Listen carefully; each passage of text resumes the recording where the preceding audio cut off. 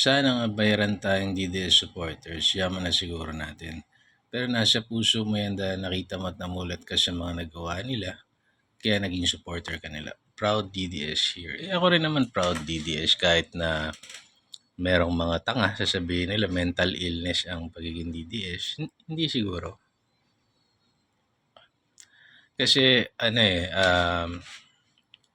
dumarating kasi yung time na may saturation point o may katapusan lahat ng naratibo. For example, sila Duterte wala naman sila sa mainstream politics nung araw. Tapos nung election nakita yung galing niya lumutang. Magaling na statesman so nilimas niya sila, talo sila. 'Di ba? Sila yung mga kalaban niya kilala na sa national politics. Siya galing siyang mayor. Puta, talo sila. Dahil sa karisma, may karisma yung tao. Ngayon, nung nakaupo na siya, doon ako lalong naging DDS. Kasi ako, hinahangaan ko lang naman yung karisma niya eh. Niisip ko lang, wow, sana may ganito ako. May magaling magsalita, magaling sa batas, may humor. Kakaiba siya. Kakaiba. Chosen one, yung dating ni PRRD. May iba sa kanya. Daming ibang magaling na sa batas. Pare-pareho silang abogado. Pero ala kwenta to iba. Ito may kakaiba dito na mamahalin mo. Lalo ako siyang sinuportahan ng umupo. Kaya nga, alam niyo, maraming NPA na sumuko nung panahon niya. Isa na doon sila ka Eric, sinuportahan siya kasi nakita. Meron kasi mga NPA sa pananaw ko na meron sa puso nila yung pagbabago sa bayan. Pucha, hindi na natin kailangang baliktarin yung bayan. Hindi na natin kailangang magpagamit sa mga oligarko o sa mga pwede pala isang Duterte umupo, maayos ang ginawa. 'Di ba? Ganun lang naman yan eh. Naramdaman ng taong bayan yung kaayusan eh. Hindi yung plastic lang eh.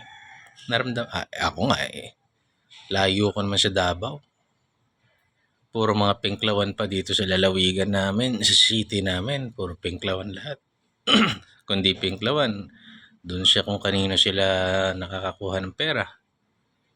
Yung mga business dito, yung mga edukado rito, pinklawan sa lugar ko.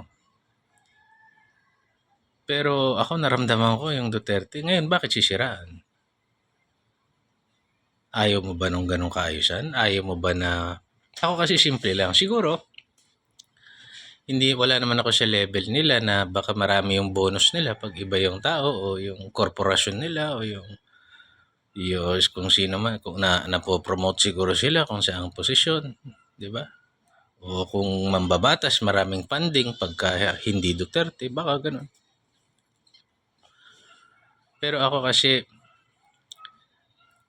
ang tinitignan ko lagi,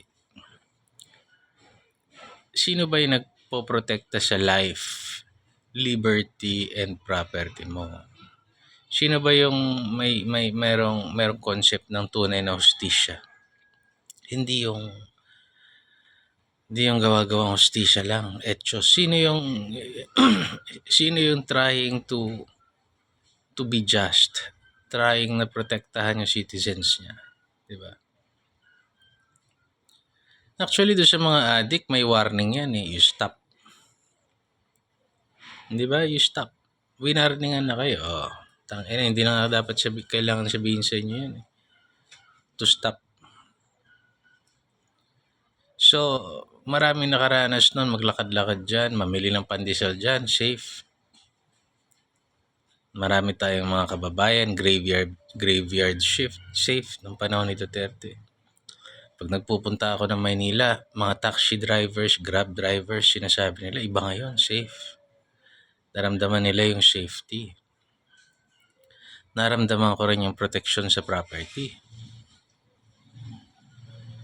Maraming binubuo si Pangulong Duterte at ng mga grupo o naramdaman ko sa amin. Naramdaman ko rin sa probinsya ng nanay ng anak ko. Mararamdaman mo kahit na hindi nila kaalyado sa politiko yung mga nakaupo doon, mararamdaman mo yung ginagawa nila. na kabutihan, makikita mo yung intentions, makikita mo hindi nagpa-cute sa media, putang ina. Siraan siya ng harap-harapan, bastusin niya rin. Nawalan ng tubig yung mga tao. Puta, anong ginawa ni Duterte?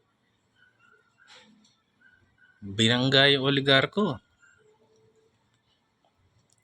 Sabi niya, padala ko yung pa-audit ko kayo. Yung mga government contracts natin noon, nakalagay yung mga arbitration sa Singapore o sa abroad. Hindi pabor sa gobyerno, pero dahil may political will yung tao, tangina, tanimbala, itigil niyo yan. Diba? Merong mag-asawa na nawalan ng luggage ba yun? Tangina, limas sila, tigil sila. Takot yung sindikato. Bihira yun. Dahil yung mga sindikato, tuloy-tuloy lang. Tiyan mo na nawala siya. Flood control lang yung pumutok. Pero ang dami niyan. For sure, ang dami. Nagutom yung mga nagutom yung mga demonyo. Demonyong hindi kontento sa sahod.